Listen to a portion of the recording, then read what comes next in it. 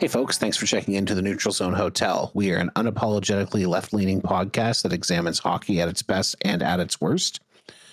My name is Benjamin, my pronouns are he, him, and I'm a fan of the Montreal Canadiens and the Ottawa Charge, one of which looks like they're going to the playoffs and the other, well, we'll see. I'm also a big fan of Team Canada, and we'll touch a little bit on that in a moment. But joining me today, to help make sure your stay is a wonderful one, is my pal SJ.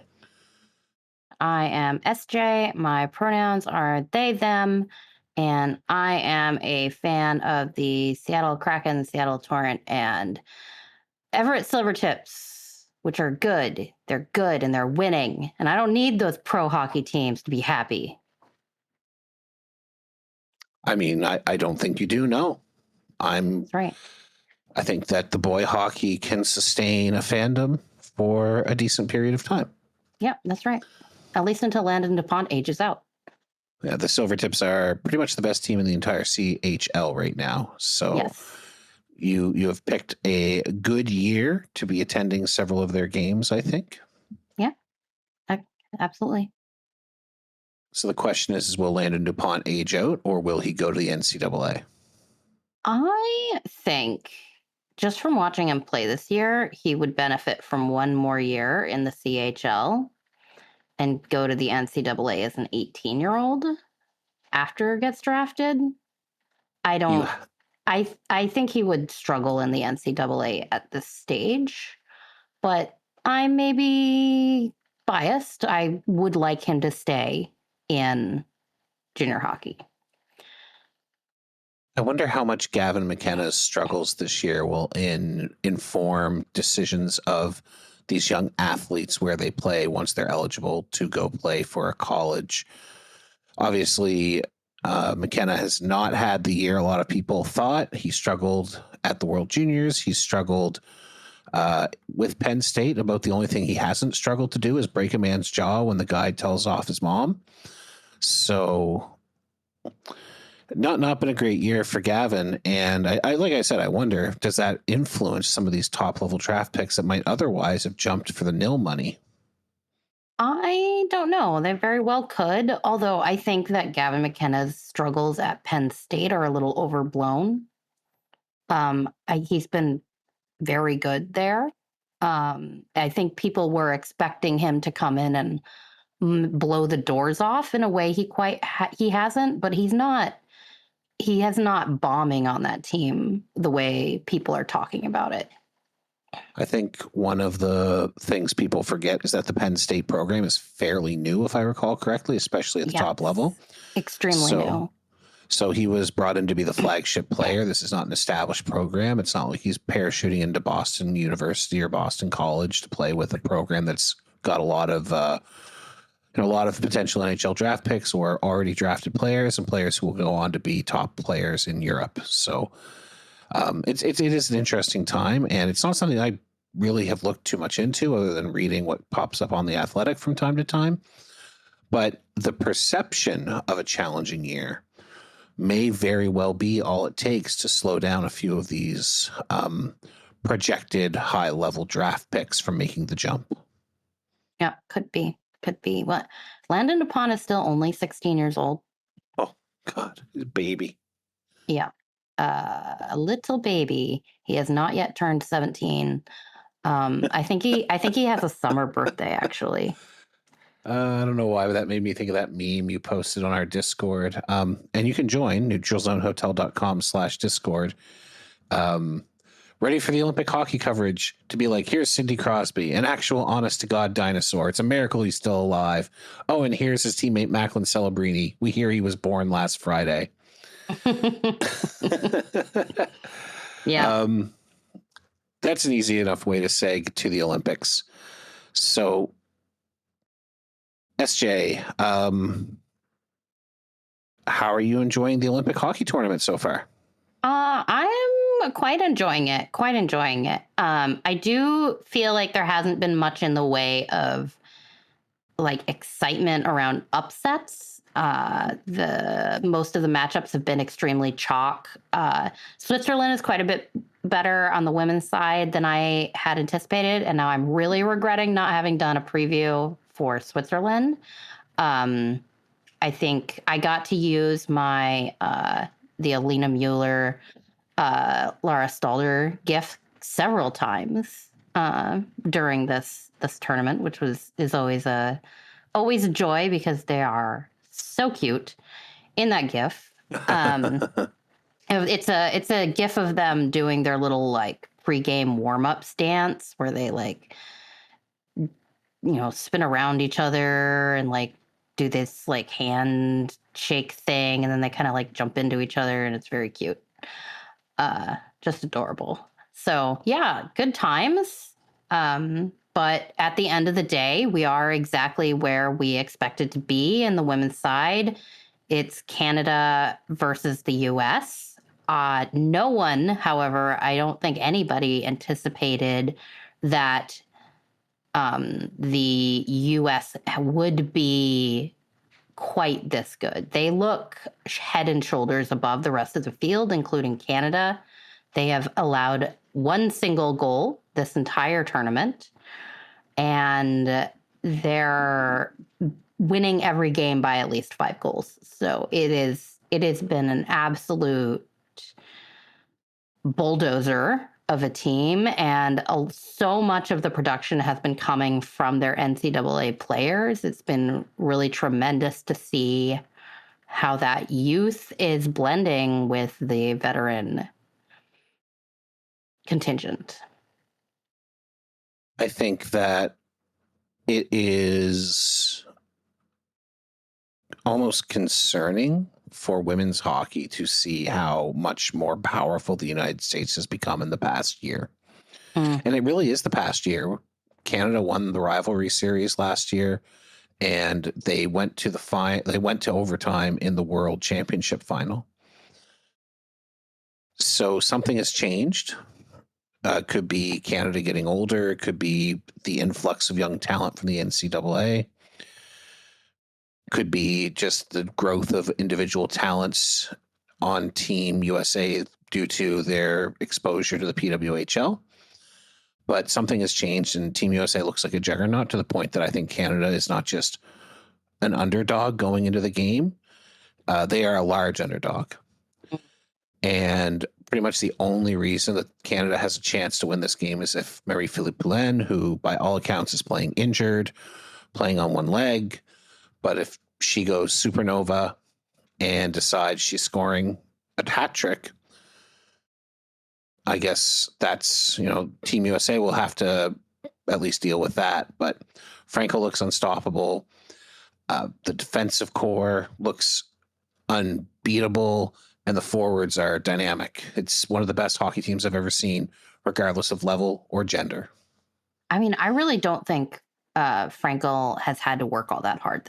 So like it's so easy to look unbeatable when you just don't see any shots. No, and that was her experience earlier this year in Boston. And once Boston's system started to struggle, or once teams got a hold of the lay of the land, Frankel started to let a few more in. But she's still very good. Yeah, and she stopped all but one puck. I think the one actually went through on Phillips, didn't it? No, it was a Frankel. It was Frankel. Okay. It was quite early in the tournament. I might have been the first second game. Second game. Yeah. We're not going to talk too much about this, folks, because by the time that this comes out, the game will have happened. Yes.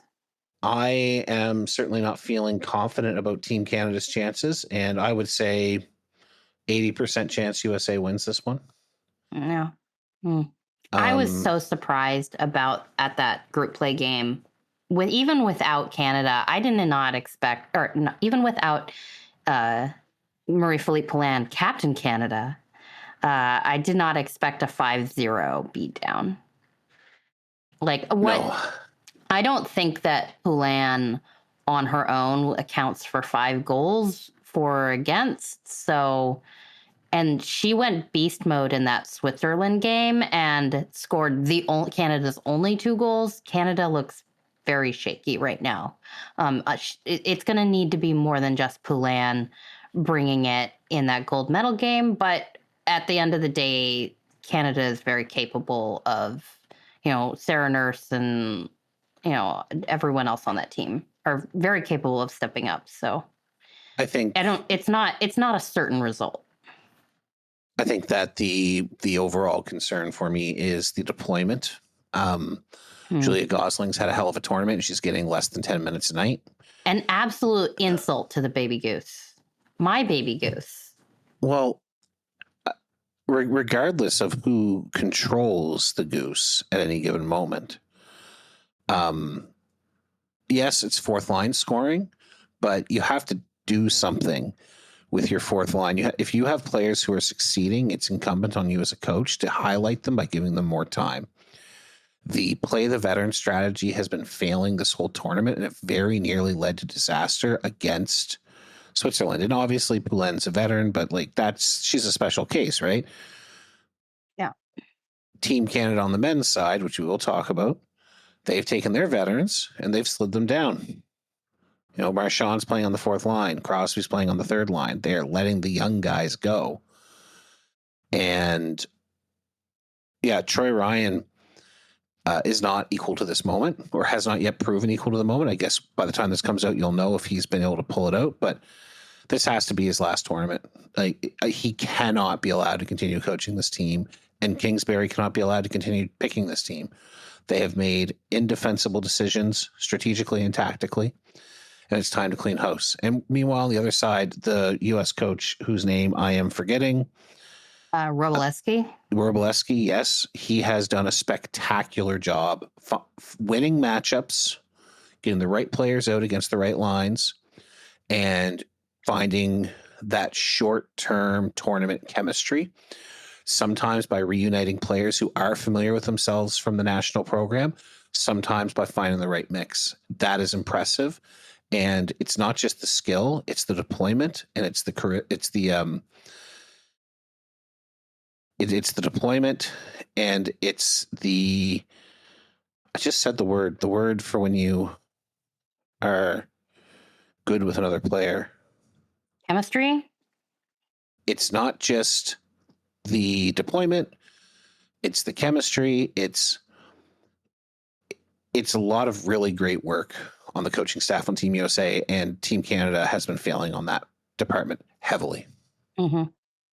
Who do you have for the bronze medal game, Sweden or Switzerland? I really like Switzerland for it. I definitely think it could go either way. I think Switzerland's the better defensive team. They play better. I think they're playing a more complete game. And I think that it's like Alina Müller bronze medal winning goal. I think I would like to see Sweden win because they would complete sort of the comeback story. And I think that would be very enjoyable. No, absolutely. They've been so fun. And coming up out of Group B it's a tough road, and they've absolutely rocked it out this tournament. So very excited. I think that bronze medal game is going to be really good. Absolutely. On the men's side, what are your observations? I think Canada is going to take the gold in a walk. Oh, yeah. On the men's side, I think they are just an extraordinarily good team. It's been really cool to see Celebrini playing up the lineup and just having a massive coming out party as a 19-year-old on that team. Yeah. Canada on the men's side, absolutely the best team in the tournament. No dispute there. In regards to Team Canada, I think John Cooper, his first time coaching at the Olympics, has really shown he has the mastery of sort of these high talent lineups. one of the things that really impressed me is even though he's built lines that are pretty balanced, you like got Tom Wilson on the top line and you're moving Suzuki around. If the team is struggling, he knows exactly which levers to pull. And when Canada was playing against, who was their second game against? Switzerland? No, I don't remember. I don't remember. When they were playing their second game and Canada was struggling to generate a bit of offense, he pulled the trigger and put together a line of McDavid, McKinnon, and Macklin Celebrini. And first of all, if you're playing against that, that has to be one of the most terrifying things any human could say to a hockey player. That's who you got to go up against. But they found chemistry immediately, and it showed that he was going to respond to on-ice conditions by finding ways to juggle his lineup and finding ways to generate offense. And I think that is very notable. It is this type of thing a good coach does, but it's also the type of thing that a coach does when he understands sort of the explosiveness that's up and down his lineup and how best to maximize it. So really, really good coaching job. And I think that, Canada, if it wasn't for it being Jordan Binnington back there, I'd be like 100% Canada. Yeah, I think Binnington will be fine. Yeah, he'll be fine. I don't think anybody's asking him to steal a game. No, I think he'll make the saves he needs to make. That's kind of his MO in these things. Although that one game, which one was it where he gave up like a couple of bad goals? France? It might have been France. He gave up one really bad goal in France, and one was a little. Yeah. One was him, and one was Colton Parayko.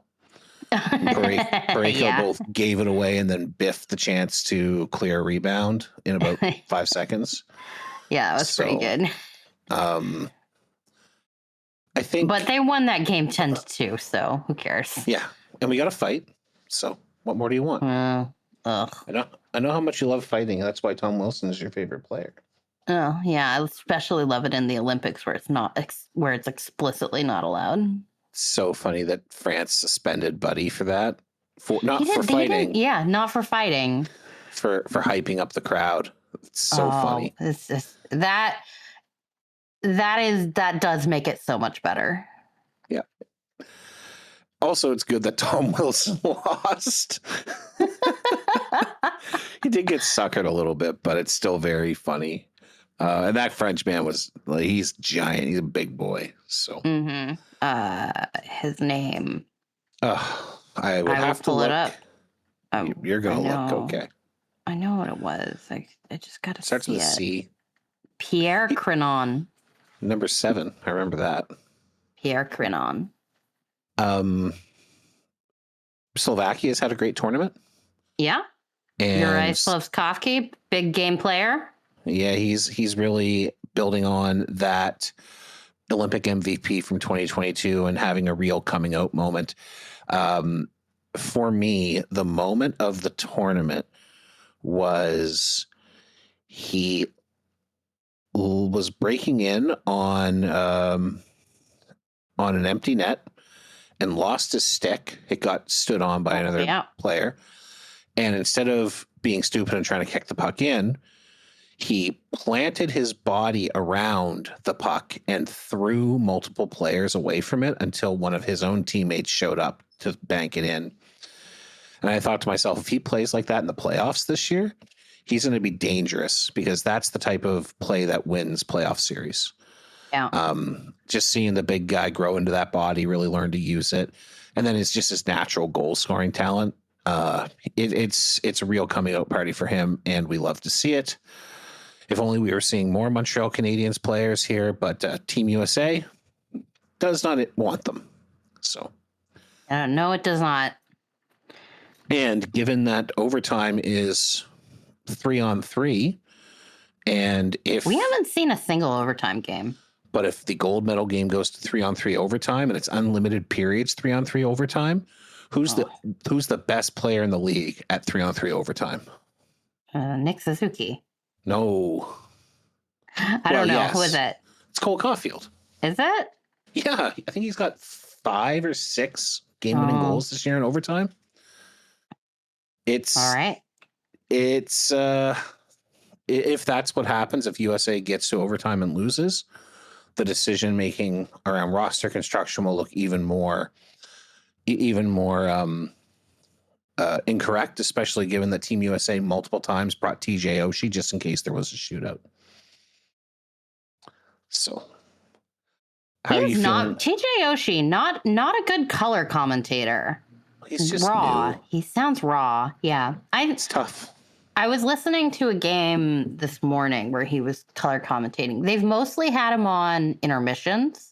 And they don't do, like, the NBC with the Olympics coverage, they don't do, like, a traditional intermission panel. It's usually just, like, a host talking to, like, one hockey expert. Yeah. It took me a while to be like, because I don't recognize TJ Oshie's voice. It took me a while to figure out it was TJ Oshie. And I was like, because, like, they spent so much, and I only figured it out because they spent so much time talking about the fucking Capitals. I was like, oh, this must be TJ Oshie.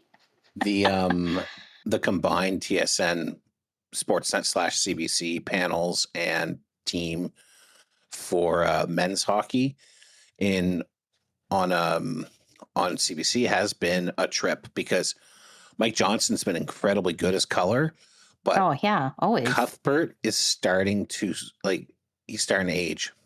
Oh yeah, and yeah, there's just I could just hear it once or twice, and I'm like, he could probably call games for the next 15 years if he wanted to, but he's in his 60s. It's really starting to get time to turn the main flagship over to the next guy. Turn it over to Hunter Ryan Singh or whoever they think the next guy is. I know who the next guy should be, but I think the next guy that person will be up after Hunter Ryan. But we've got Pounder and Kenzie Lalonde, and they've been phenomenal on the women's side. Yeah, we've been getting freaking Kenny Albert has been doing almost every single game, men's and women's, and it's like, what are we doing? But Kenny Albert's not bad, and, like, AJ is not bad on the color at all, and Botterell's fine, and it's not the crews. You have been getting a much better experience with the Canadian broadcast than we have been getting with the American broadcast, and it's not the crew's fault. Especially in the women's game. Especially in the women's games. It is the producers. It is the production. It is the choices the producers are making to do interviews with Brady Tkachuk in the middle of playing the women's game because he happens to be attending with his family. And, like, giving him an earpiece where he can barely hear the questions and he's just rambling. And it's like, why are we interviewing him? They are playing a game right now. And, like, it's the constant references to Kendall Coyne-Schofield's kid. It was cute the first time they showed the kid. You do not need to show the kid every single game. You do not need to do that. It is the fact that they have completely erased every lesbian in this tournament. Like, as there's I think there is genuinely must be a mandate to pretend that none of these women are in relationships with each other. Like, they showed Hillary Knight attending one of Brittany Bowes' speed skating events. No mention that they were in a relationship. No mention. Like, it is stark how the LGBT erasure on the NBC broadcast, and it is much more noticeable because of how NBC orients to human interest stories over any kind of hockey analysis. They will spend 15 minutes talking about Kendall Coyne-Schofield's kid, but nothing for any of the LGBT players. There was a segment on the Olympic Day coverage today that was an interview with Boulen, and they talked a lot about a relationship with Laura Stacey. So at least there was that. It's pretty rare watching the PWHL for Kenzie and Pounder to bring up anyone's relationship during the on ice relationship I watch a lot of PWHL games. It's pretty rare for that to happen, so it doesn't surprise me it's not happening. But they have shown people's wives, like they've shown people's boyfriends, regardless of the sexuality of the person. So CBC doing a much better job, which is not surprising to me. Now, to be fair, they did do a human interest piece in the middle of a game, but it was when Canada was beating France 7-1.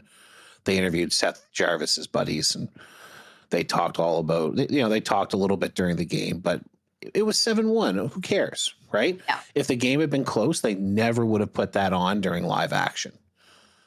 Yeah, it was really almost whiplashy when going from the USA quarterfinal game to the Canada quarterfinal game, because with the exact same crew, the actual quality of the broadcast skyrocketed when they hit Canada because of how they had decided to cover the game. Even they did lead the Canada game with a segment about the Poulin and Nurse PWHL Barbies as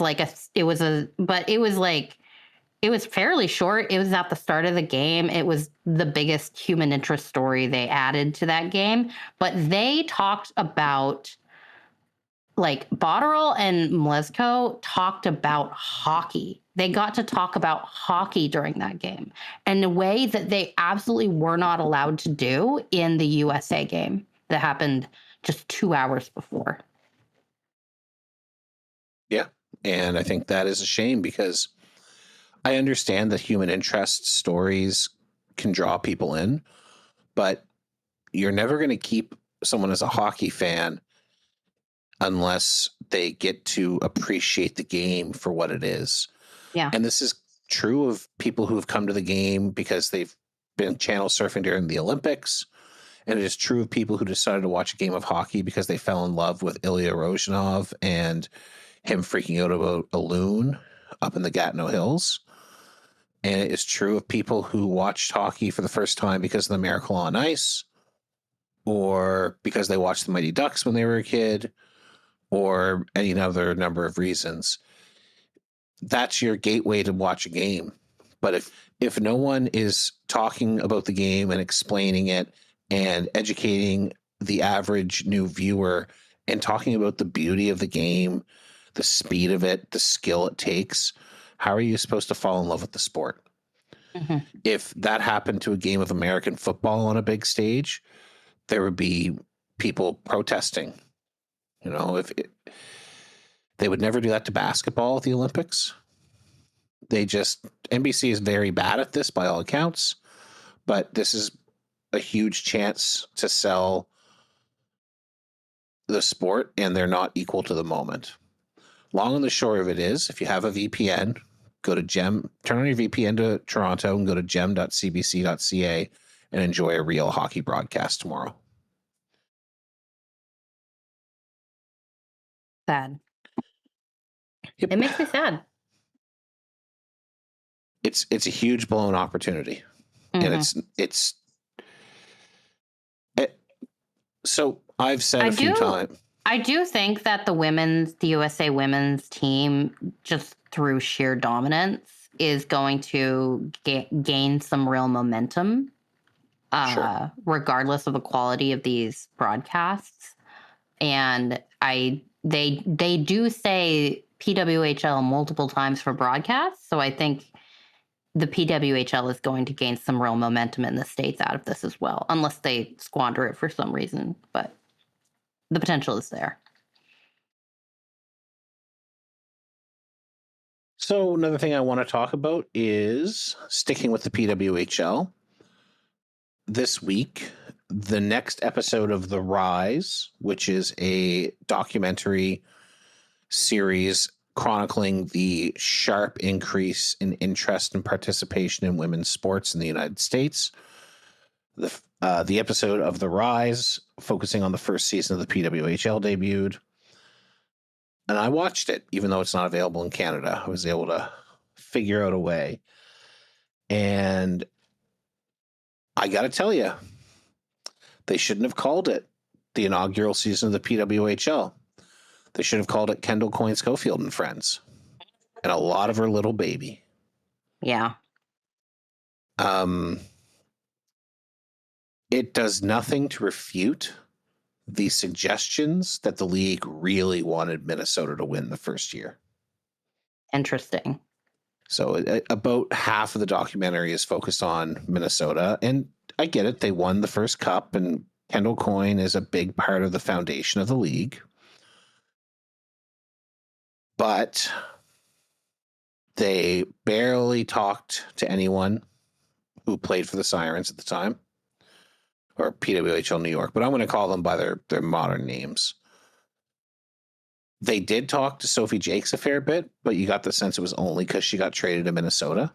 Mm-hmm. There was a small story about Brianne Jenner, and they showed her especially around the first Ottawa game and around Ottawa not getting into the playoffs. So she got a little bit, and they showed a couple of her kids. There was a really great shot of her signing autographs after the first game, and she's got one hand going with the Sharpie signing autographs, and the other's holding one of her twin boys, who was at that time an infant, just like supporting him with one arm. He's lying like up her arm. A very, very confused child wondering what was going on. It was, I'll give it to them. The babies are cute. Mm-hmm. They talked a little bit about with Natalie Spooner and what it was like for her and Kendall Coyne about what it was like for them coming back to hockey after giving birth. And I think that part was really good. But they touched on details.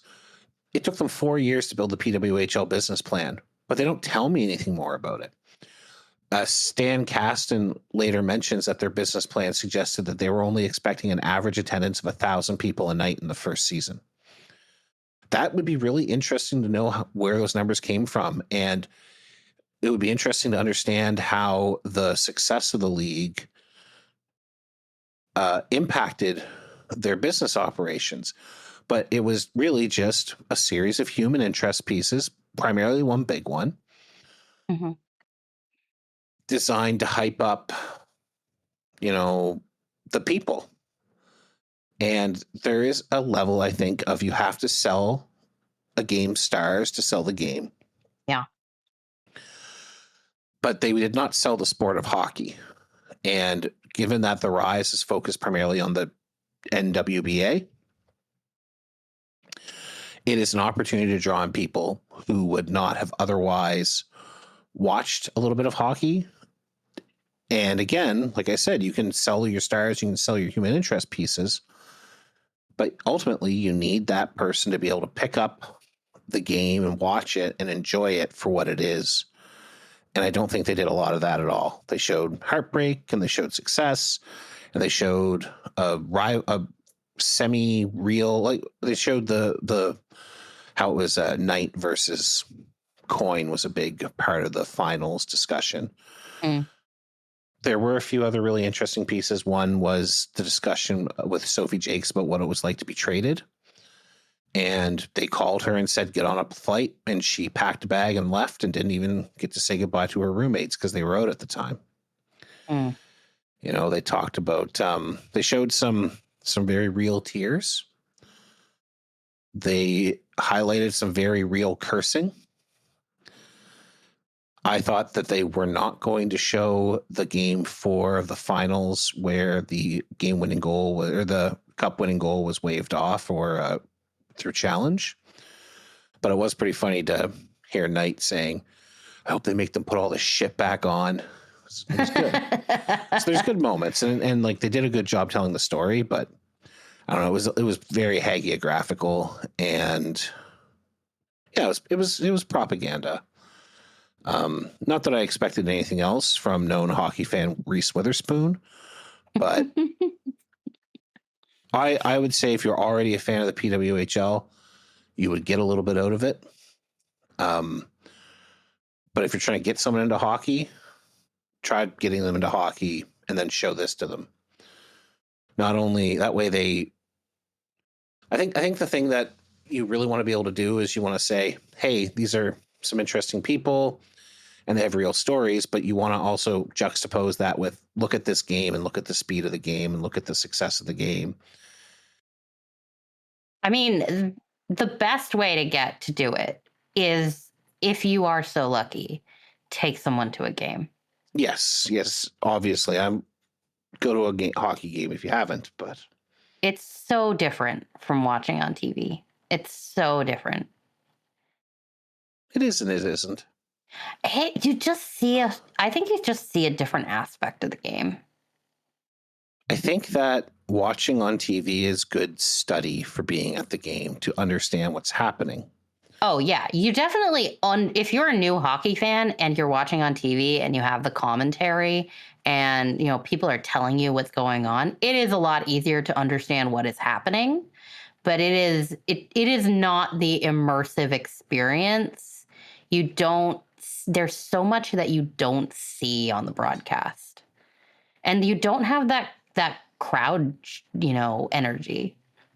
Oh yeah. I think there's so much about the game that I struggle to appreciate until I'm there in person. Absolutely. And for me, the crowd energy is a huge part of it. Being able to watch the game with, thousands of others. But I also think that watching on TV, which is something I did for the first 20 some years of my life until I saw a high level hockey game in person. I truly think there's a lot of value there. Absolutely. Yeah. But yeah, if you can go to a hockey game with someone who knows what's up, I think that's really good. And if you can go to a PWHL game, you should, because other than maybe New York, the energy levels are stupendous and off the charts. Yeah. And the prices are reasonable. Oh, the prices are so reasonable. Yeah, I'm not looking forward to the prices becoming unreasonable. Let's put it that way. But that'll be a while yet. They're making a lot more money than they thought they were going to. Yeah, absolutely. Okay. All right. So we'll take a quick break, folks. And when we come back, you're going to be listening to part 2 of our series, Hockey's Greatest Bastards, about the rise and fall of Alan Eagleson, the first union boss of the NHLPA. Came out today that the current boss, the MLBPA, has to quit because he's had an office relationship with his sister-in-law, which is scandalous and not particularly good. I promise you, Alan Eagleson is a lot more interesting and wicked of a figure than that. So we're going to be talking about how he became an agent and how he worked with Bobby Orr and grew the union. So, we'll be right back.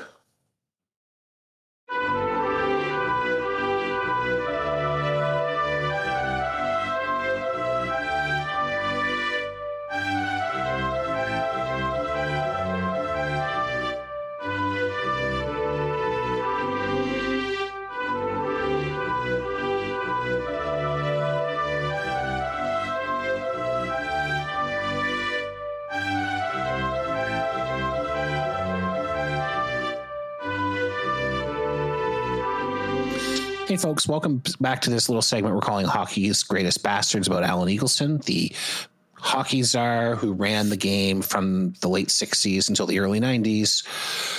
In the last episode, we took you through his early life, his education, and his first dabbles in sports and politics, which have led him to meeting Bobby Orr. Of course, Bobby Orr is one of the greatest players of all time, and Eagleson's relationship with him is critical, not just to his life, but literally to the way hockey develops. I'm here with Trevor. Hey.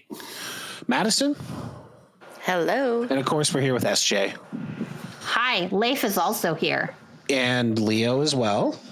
You'll be hearing from Leo for sure. Lotus is somewhere.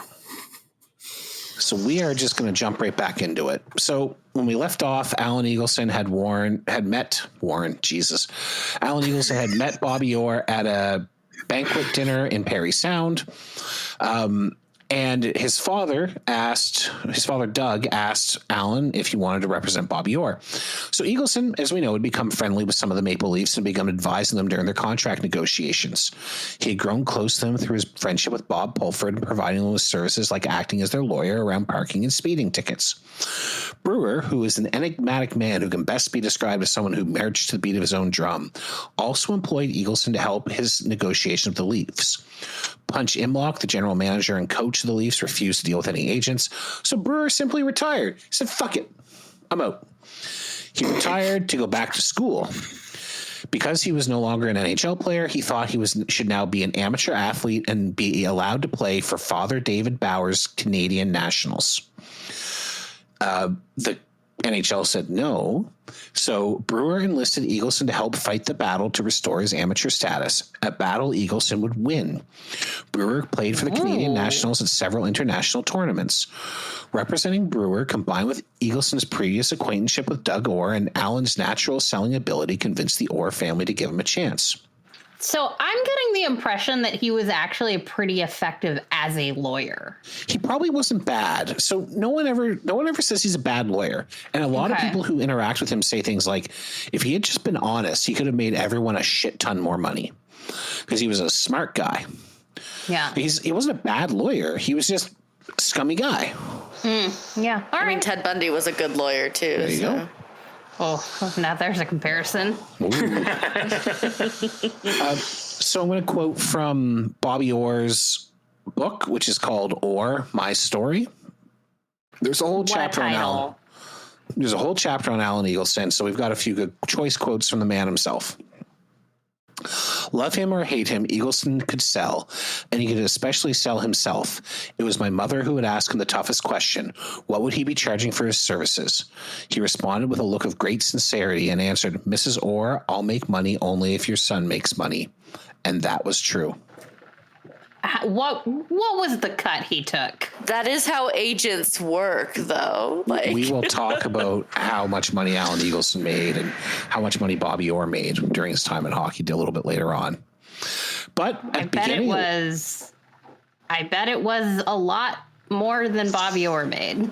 You're thinking Eagleson didn't just take 10%? No, I bet not. We'll get to it. I think when we get there, you'll find the numbers pretty jaw-dropping. The Bruins, but at the beginning it went okay. The Bruins had been so impressed by young Bobby that they began a sponsorship deal with the entire Perry Sound junior hockey system, providing them with 6 taped sweaters and $1,000 in cash in return for the rights to all their players, even though they were only interested in one. And this happened all the time. Montreal bought an entire junior league so that they could get Jean Beliveau. Right? Like that's just how it was in the 50s. Mm-hmm. I remember that story. The Bruins had also paid $2,000 directly to the Orr family, including paying for a stucco job to be done for the Orr's house. Look, it's really hard to get contractors, okay? It is. You gotta fucking get out to the Oz house. You gotta fucking do the stucco so we can get the kid. Eagleson engaged Boston scout and Whitby Dunlop's GM Ren Blair on the weekly stipend being forwarded to Bobby, getting it raised from 40 to maybe 50 or 60 a week on the threat of having Bobby Orr just go play lacrosse for the year instead. Oh, that's a good tactic. Yeah. I mean, this is kind of what he did, right? He wasn't a bad negotiator. He's very good at overstating his importance, but he wasn't a bad negotiator. In 1966, the general manager of the Bruins, Hap Ems, because this is back when hockey people had great nicknames, argued were they great, or do we just think they were great because we don't use them anymore, so it seems comparatively great? Folksy. Yeah, they're definitely better than what we have now. There's like it's one better good... than just like cutting a person's name in half and then like adding some advert. Yeah, there is one good nickname in the NHL. So, which one? Wi-Fi for Arbor Jacki. Yeah, Yeah, that's a good one. Okay, so Hap Ems didn't want Bobby Orr to play in the Memorial Cup because, and this will never happen to Bobby Orr again, he had sustained a knee injury. had me going there for a sec, not gonna lie. Bobby Orr wanted to play in the Memorial Cup, and he did. Eagleson said, "I knew that I was now in a contest with Hap Ems on Bobby's behalf." Ems said, now the time was ready for Orr to sign his first NHL contract, that he wasn't going to negotiate with Eagleson. Refused to negotiate with his lawyer. Eagleson, in return, let it be known that Bobby Orr was going to take up Father Bauer's offer to play international hockey for Canada. He pointed to the recent rookie contract signed by Joe Namath with the New York Jets for 3 years and $400,000 US. So Ems would eventually cave rather than see Bobby Orr leave. Eagleson put it in power play. One day, Nancy and I and our 2 kids were out in our little boat, a 14-footer, going up the Trent Severn locks around Lake Couchiching, when this big cruiser comes along. A lot of Hap Ems' early fame in hockey came from his Barrie Flyers, and I think at the time he still lived there or had a summer home there. I look up and there's Hap on his cruiser staring over at me. "Eagleson," he yelled. "Alan Eagleson." We steer over alongside his cruiser, and I got aboard with Nancy and the kids. Mrs. Ems gave them Cokes and cookies while Hap and I talked. As I recall, the first thing he said to me was, "What are we going to do? We got to get this thing done." I wrote this while sitting on the shores of Lake Couchiching. I just happened to be there for work. Fitting. I was literally like looking right where the locks were. The result was the largest rookie contract in NHL history, $25,000 in cash. And I want to talk about money here. I'm not converting any money. I can convert it if anyone wants to know what it is today. Unless I say otherwise, all is in Canadian dollars. The league operated in Canadian dollars at this time, and the reason why the league operates in U.S. dollars today is because of how much they hate the way Alan Eagleson treated them. So, oh my God! Because there comes a point where Eagleson requests that his compensation be in U.S. dollars, and players did not like that. It's just that's it. That's why it ends up in the 94 CBA. Wow. So all money is in Canadian dollars. $25,000 in cash immediately, $25,000 in salary for year 1, and $30,000 in salary for year 2. What year was this? 1966. Okay. Unlike many deals, in this case, the term and the salary got out. So players did not talk about salary beforehand, ever. Mm-hmm. And they were conditioned not to. Gordie Howe, who was one of the greatest players of all time and certainly the largest star of his era, was only making $27,500 a year. Red Wings owner Bruce Norris told Gordie Howe that the media reports were a lie and gave him a $10,000 raise to keep him calm. Bobby Bond, when he joined the Red Wings in '68, would give Gordie a piece of his mind. "You've held us back for 10 years. Some of the older fellows would probably say you've held the league back for 25 years from you not negotiating properly." And I'm just going to get into a little side here. They would give Gordie Howe a contract. They signed him for, I think, $10,000 or $15,000 when he started. Every year, Jack Adams would put a contract in front of him and say, "Gordie, you just put down a raise you think is appropriate." And Gordie Howe would give himself $1,000 more and give it back. And he would do that every year. Every single year. See, folks, this is why salary transparency is so important. Talk to your coworkers about how much they get paid. When Bobby Bond joined the Red League, this is an aside. When he joined the Red Wings, he told Bobby Gordie Howe said, "Well, you don't make more than me. I was told I'm always the highest paid player on the team." And he said, "Gordie, I make $87,000 a year, and you make $45,000. Yeah. And if you call up Bruce Norris right now and say you want $150,000 a year, he'll give it to you." And Gordie eventually does call up Bruce Norris, but $150,000 is a lot of money, so he only asks for $100,000. And Bruce Norris gives it to him, and then blames his wife for wanting more money. Ah! Mm-hmm. So yeah, this is why salaries are public now. Like players, and we'll talk about it later on, but like Eagleson fought player salaries being public. Oh, it doesn't surprise me. Look, it's much harder to skim 60% if people know how much the player is actually supposed to be making. Yeah. Mm-hmm. So in order to manage Bobby Orr's new record salary, Alan Eagleson set up a company called Bobby Orr Enterprises. This would manage Orr's income from hockey and endorsements. Eagleson would represent Orr on both fronts.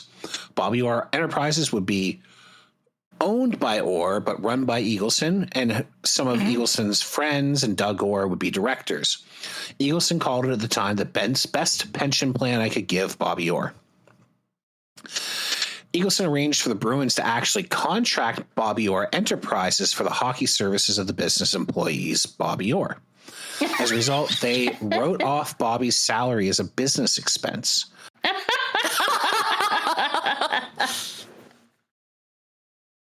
Lyman McInnes, Orr's accountant, told Eagleson, "I'm not going to sign any more tax returns or any more financial statements that have hockey income in them because I don't think it's legal." I was going to say, I don't feel like that's legal. Put a pin in that. We'll come back to it. As a result, Eagleson removed McInnes from the accounts of all his represented players, including Orr. One thing had become clear. There was an opportunity for Alan Eagleson. Players like Bobby Hull and Gordie Howe were vastly underpaid, and those who'd been trained by Eagleson, like Carl Brewer and Bobby Baun, were getting far more valuable contracts. Baun, $69,000 for the Red Wings, Brewer, $126,000 in the same year. But Eagleson played favorites. See, even then, he was playing favorites. Mm-hmm. Even though Billy Harris, was a contemporary of Bob Pulford on the Maple Leafs, he had never gotten close to Eagleson. He wasn't an investor in the Blue and White group. On a call, Eagleson said, "Try for $25,000 a year for a 2-year deal. That'll be a $7,000 increase." However, based on the recommendations made to Baun, Cruz and Griffiths estimated that Harris's actual worth at the time was $45,000. On top of that, Alan Eagleson sent him a bill for $750 for that 3-minute consultation, a lawyer rate of $15,000 an hour. Yeah. Oh my Lord. And this is, of course, in like 60s. Yeah, 66, 67 sort of deal. So wow. He became the first true hockey agent, but he was questionable from the beginning. And representing Bobby Orr was just a gift. You know, Bobby Orr became a superstar. He revolutionized the way defense is played. He won the Calder his first year and then didn't win the Norris. They gave it to Harry Howell, and Harry Howell said, "I'm glad I won this year because going forward, this trophy is owned by Bobby Orr." And to be clear, it was Bobby Orr. Every time he played anything close to a full season, won the Norris. He won it 8 times in a row. Ooh. So this is like good.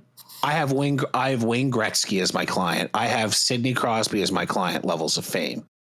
This is like the Pat Brisson of his era in terms of client list.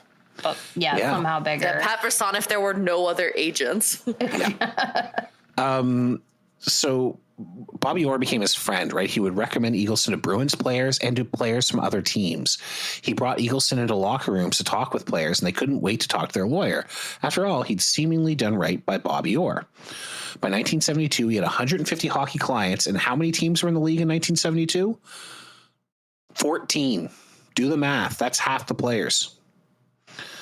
He had formed a new business called Sports Management to offer full financial management of the players' salaries and incomes. Sports Management was offered by Marvin Goldblatt, who had been an accountant with Blaney Pasternak. And Marvin Goldblatt is Alan Eagleson's true ally throughout this whole thing until he turned state's evidence on him in the 90s. Eagleson also established Raycon Consultants. So I got to talk about Alan Eagleson company names. They're fucking stupid. Yeah, they seem pretty like Raycon is RAE, Robert Alan Eagleson, Con for consultants. Raycon Consultants. Come on, dude. And every time we talk about... I mean, there is a company called Raycon right now, and they do a lot of podcasts. Yeah, this is not that Raycon. I want to be clear. Raycon Consultants was run by was legally owned by Nancy Eagleson, and it managed her sporadic interior design business and managed non-hockey athletes. It was primarily run by Goldblatt. Using seed money from Bobby Orr Enterprises and another young hockey client, Mike Walton. He also set up Nan Jill Investments, his wife Nancy, his daughter Jill, which began a series of real estate purchases. Bobby Orr Enterprises owned 40%. Eagleson himself owned 40%. But Eagleson controlled Bobby Orr Enterprises, so he had full control of Nan Jill. Nangil. It's really funny. So he sets all this up, and Nangil, it's fucking dumb. They get worse. There are so many shell companies. I do not have them all in this doc. In all 62 pages of this document, I do not have them all. I found some after I finished writing. But while he was working on spinning off his control of Bobby Orr into a series of other companies, Eagleson set his sight on another job, union leadership. So Eddie Shore was one of the greatest NHL players of all time, along with such luminaries like Duncan Keith and Jonathan Taves, but not Zdeno Chara, Joe Thornton, or Dale Hawerchuk. They were not, officially, as we know. That's just a dig at the 100 greatest NHL players of all time list. That's all. Okay, I don't get it. Oh, it's this really bad list that the NHL put out in 2017 that included just a bunch of players who are not the greatest, like Jonathan Taves. It was like for the league's 100th anniversary. Here's our 100 greatest players, and a lot of people saw this list and said, "Huh, that's kind of a dumb list." Yeah. But Shore was also a massive asshole. Like, this guy was old school, hard ass. I'm going to quote a third notable hockey dickhead here. Eddie Shore, the Edmonton Express, because he played in Edmonton even though he was from Saskatchewan. He was a mean guy, a nasty guy who could take pain, and he loved to dish it out. I think the more you hurt him, the better he liked it, and I know he liked to hurt the other guy. That's obviously it's Don Cherry on Eddie Shore. A second there, but yeah. Oh, okay. Don Cherry played for Eddie Shore for many years. It was hard to recognize without the ugly suit. Sorry, I am very fashionable today in my Iron Maiden shirt. So by 1960, so we're going to use the name of the franchise. It is not, it is what it is, but we're just going to say it. 1966, Shore was the owner, general manager, and coach of the Springfield Indians, an AHL team that he had led to significant success. He was also a violent, dangerous martinet who caused incredible pain to his players. Not only did he physically fight his goaltender, Jacques Caron, when he wanted to go home to see his sick wife, he forced Caron to wear size 11 skates for his size 13 feet because he believed that any skates bigger than 11 were too big for a goaltender. Okay? What? Yep. Sorry, this affects me hard. I have size 14 feet. I can relate real hard to this. Oh, no. I hate every ounce of that sentence. He lost all his toenails when he took a slap shot on the foot. Oh. And Shore made him do this for 4 years. Ew. Don Cherry recalled that Shore thought he was a chiropractor, and he would pull at a man's head while screaming at him to relax. And Cherry thought, how can you relax when Eddie Shore is trying to break your neck? Shore would refuse real medical attention to players and humiliate them when they showed up with legitimate medical treatment performed. He was also extremely cheap. 3 of his players, Bill White, Dale Rolfe, and Dave Amadio, had held out for raises during the training camp in the 1966-67 season. Shore gave them a raise, then suspended them during an off week in December, fining them the same amount as their raise. This caused the team to go on strike. Eddie Shore instead hired scabs and sued his players for breach of contract. Bill White, who knew Carl Brewer, suggested contacting Alan Eagleson since he'd helped out Brewer. So Eagleson flew to meet the players immediately. He took the affidavits, called the president of the American Hockey League, Jack Butterfield. Jack Butterfield happened to be Eddie Shore's nephew. And he didn't... He refused to do anything. So in his book Power Play, Eagleson takes credit for defeating the team and getting the LA Kings to buy the Indians and get rid of Eddie Shore. But Cruz and Griffith disagree in net worth. They say, to a man, the Springfield players feel that a great victory was won and that Eagleson forced Shore into numerous concessions. New hockey equipment, the right to outside medical consultation, and a $10,000 team bonus at the end of the season. Butterfield adamantly denies that any of this was ever discussed. I talked with Eagleson, and the only thing we discussed was Shore stepping back from a team. Though White, Rolfe, and Amadio were reinstated without repercussion. No new hockey equipment was ever purchased. No new medical regime was installed. Some players remember being paid a bonus, some not, but all remember paying Alan Eagleson $6,000 in total legal fees. Oh. Shore did eventually step down as president of the Indians, but provocatively named his son Ted as his replacement. Of course. The fact is that Eddie Shore had agreed to sell the Springfield Indians to the Kings in November of that year for $1 million. He had already sold the team when this happened. Shore wasn't selling the organization, but he was selling the players because the NHL was doubling in size the next season. So those players were going to be extremely valuable. And he had the best AHL team. Mm-hmm. But no one expected this to happen. NHL players are supposed to be timid, accept authority, not demand too much money. So the longer the strike went on, the more the image of the average hockey player was changed and the risk to Eddie Shore's sale of the team. So he agreed to retire early. Eagleson had, in fact, done almost nothing. In fact, in 1975, Eddie Shore bought the Springfield Indians again, ran them for a year, sold it. Eagleson didn't say anything. He didn't care. And that's how Eagleson kind of gets into union organizing. Eagleson says that 3 Bruins players, Bobby Orr, Murray Oliver, and Eddie Johnston, asked him to form a union. Bobby Orr and Murray Oliver say it came from the guys in Canada, the Bobby Bond, Brewer, Pulford type people. They'd already been discussing unions in advance before Allen intervened in Springfield. So, again, with the support of his original law partners, he starts going, visiting all the teams to rally support. Bob Haggart, a trainer for the Leafs and a close friend of Eagleson, was a spy in the Toronto locker room, for example. Players wanted to make more money, they wanted to learn about their pension plans, and they wanted to be able to have an agent. Eagleson could help on all 3 accounts. He signed up 119 of 120 players in what he claimed was total secrecy. The first president was Bob Pulford, of course. Well, yeah. So the NHLPA structure, I'm going to get into this very briefly. Eagleson was the executive director who made all the business day-to-day hockey decisions and functionally ran the place.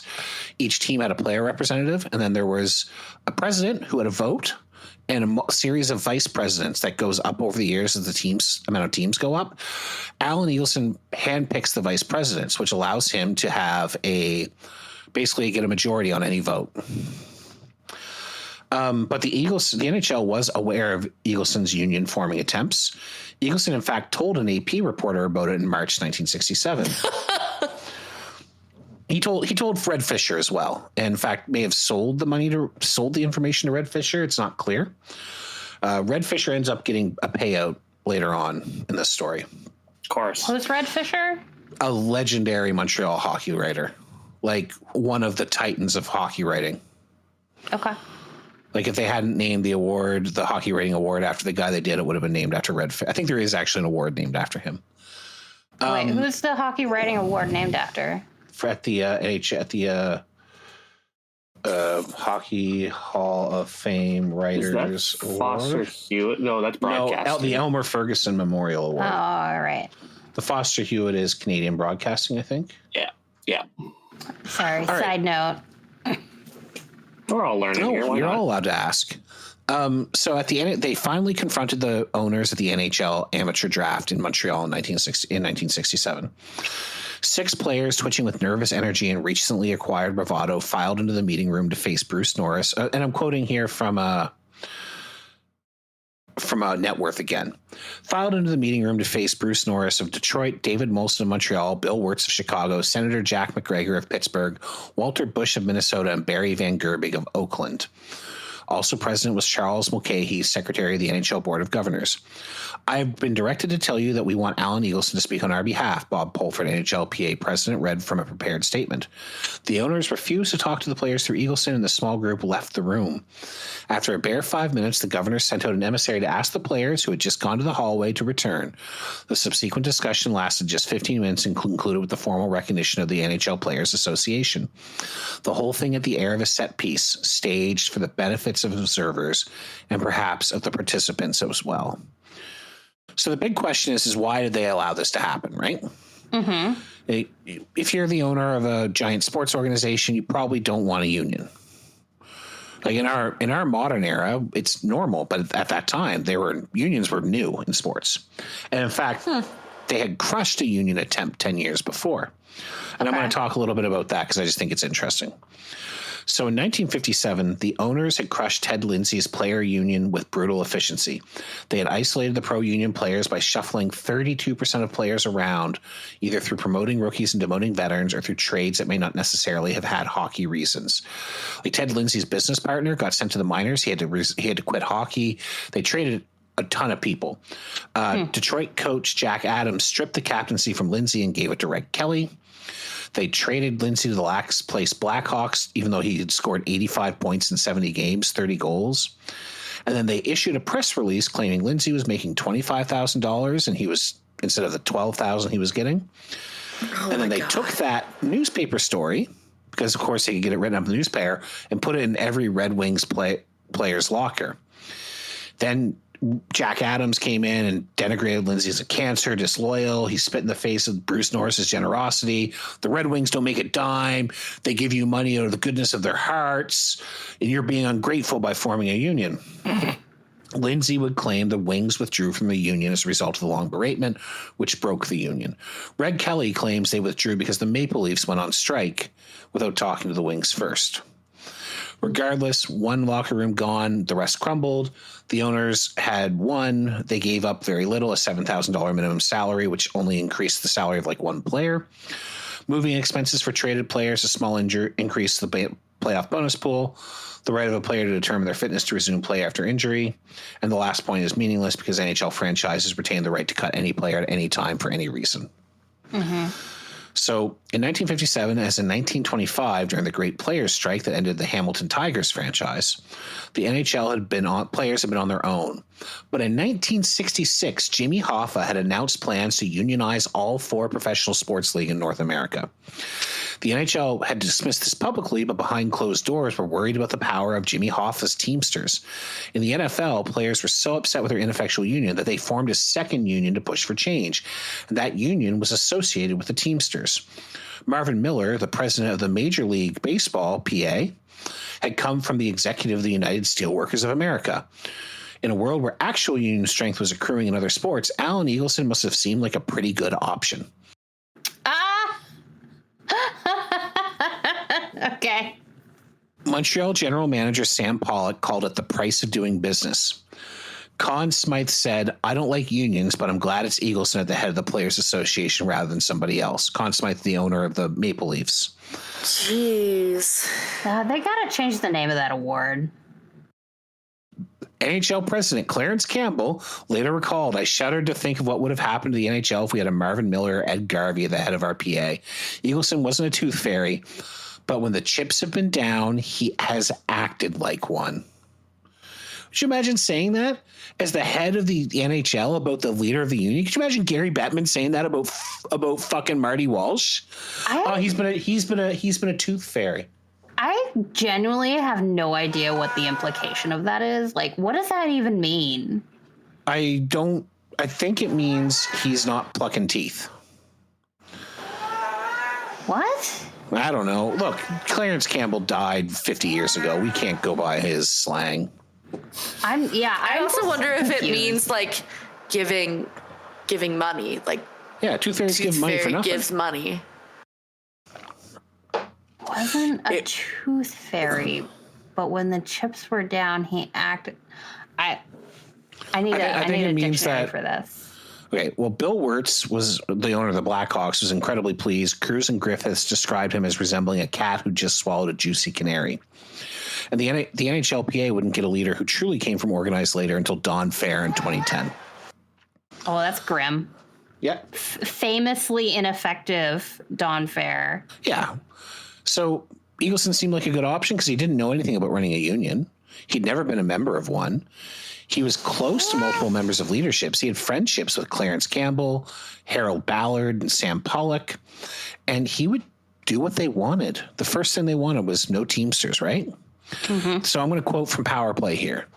"Bobby and Orr and I went to a meeting of representatives of pro sports players associations in New York, called by the Teamsters in hopes of forming an overall pro sports union." That's right, Leo. "That was the first time I met Marvin Müller, head of the MLBPA, and got the matter of an NHLPA constitution settled. We decided against going with the Teamsters, but Marvin Müller led me by the hand. He showed me what to do." So he showed up, took some free advice, and then said, "But I'm not going to join you're not going to join your overall union." He gave them what they wanted, and that's why they were happy with Eagleson, because he would be a pushover. I mean, just what you want for union leadership. Am I right, folks? Was he a pushover or was he getting kickbacks? Well, we don't know.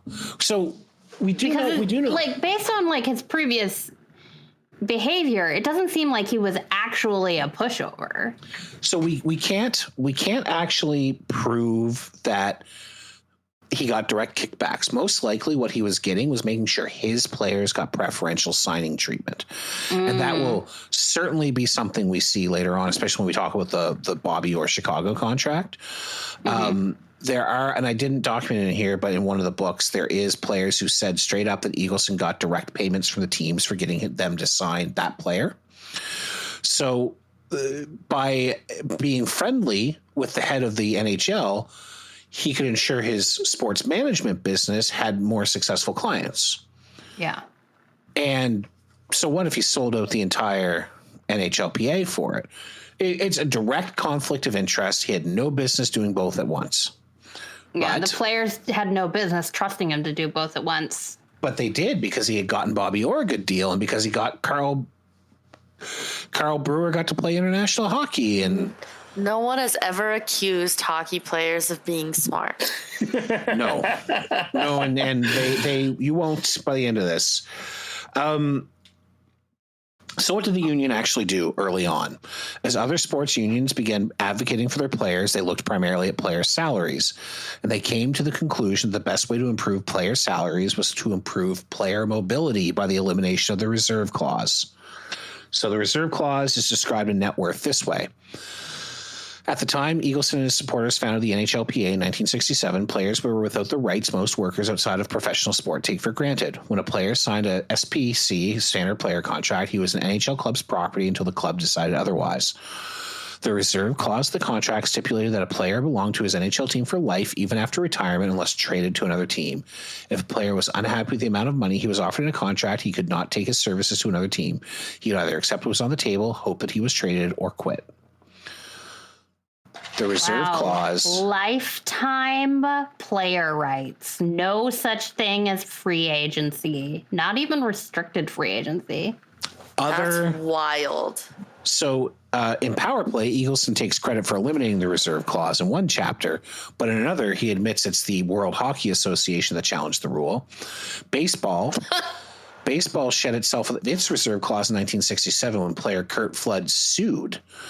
But despite having precedent on the books, Eagleson and the NHLPA took no similar steps. So it fell to the WHA to push for the change, which was everyone here knows what the WHA is? Oh, yeah. I remember reading about this in that book about the WHA I read. Yeah. Yeah. So just for anyone who doesn't know, it was basically an illegal rule. A lot of the stuff that the NHL was doing was like blatantly pretty illegal. And it's just that, and the WHA got a lot of it overturned just because nobody had ever bothered to try to challenge them in court before. It's true. Yeah, it's really true. We'll talk about a couple of those things. So the WHA, for those who don't know, was a rival league that existed from 1972 to 1979 and promised massive salaries to draw some of the largest NHL stars to jump ship.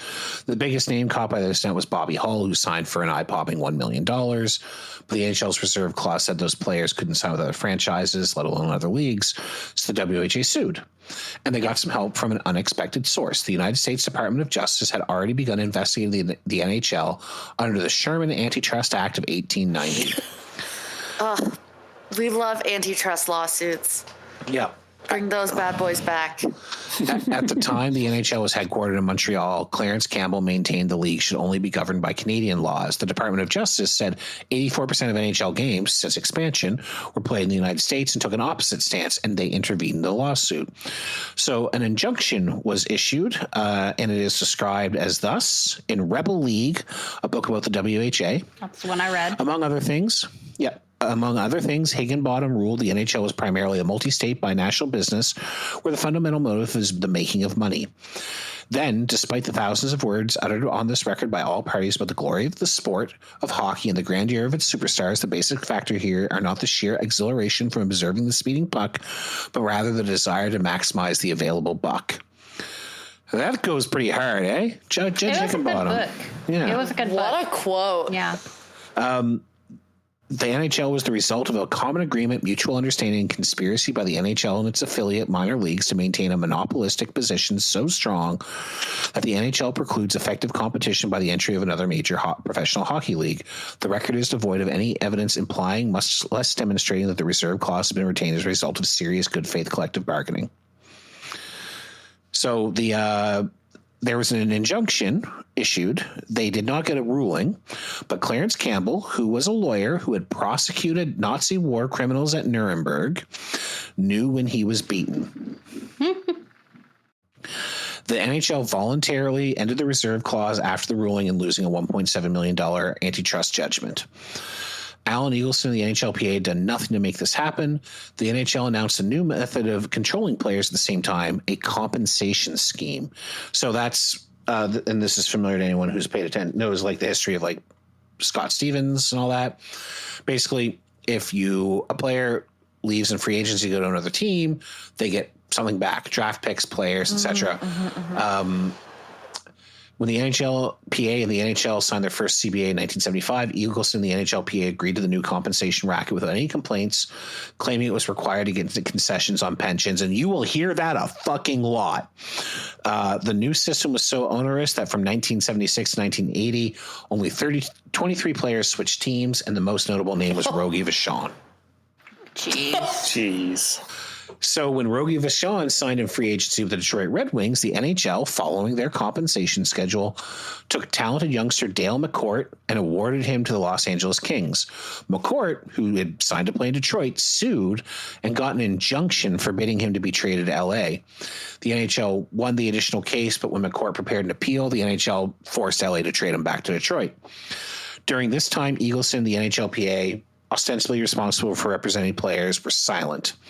And again, quoting out of Houston Schultz, Eagleson, Fall of the Hockey Czar, the union, instead of supporting the players and trying to make headway like every other sport, baseball, football, basketball, took an adversarial position. They said it needed this restriction in the agreement that had been bargained in good faith because it got all those wonderful benefits like international hockey. Alan Eagleson did not mention Dale McCourt once in power play. Yeah, I bet not. We're going to go over one other lawsuit, and then we will maybe take another break. So in 1977, another player issued a lawsuit that impacted the NHL. 18-year-old Ken, not yet, but would eventually be the Rat, Linsman, sued the WHA over the joint WHA-NHL agreement that players couldn't be drafted until they were 20. Although this lawsuit was against the WHA, it was aimed at ensuring players could start earning professional money earlier, which would increase their earnings potential, right?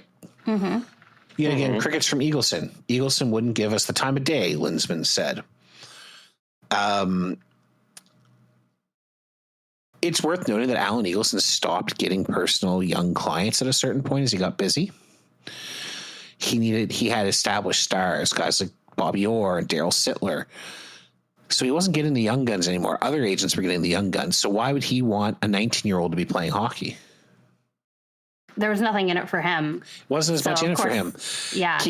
Young players would push his guys out. Yep. Yeah. So, any other thoughts before we take a break? After this, we'll go a little bit more into kind of the WHA merger and how Eagleson fucks them. Oh, yeah. They got royally screwed. We'll start to talk about international hockey, which is the next big part of this saga. Yeah. Any thoughts? Oh boy. Are we all still having fun? Oh boy is right. It gets so much worse. We're only up to the 70s. Yeah, and we got to go back in time. Like we're hopping around a little bit as we try to kind of tackle one subject at a time.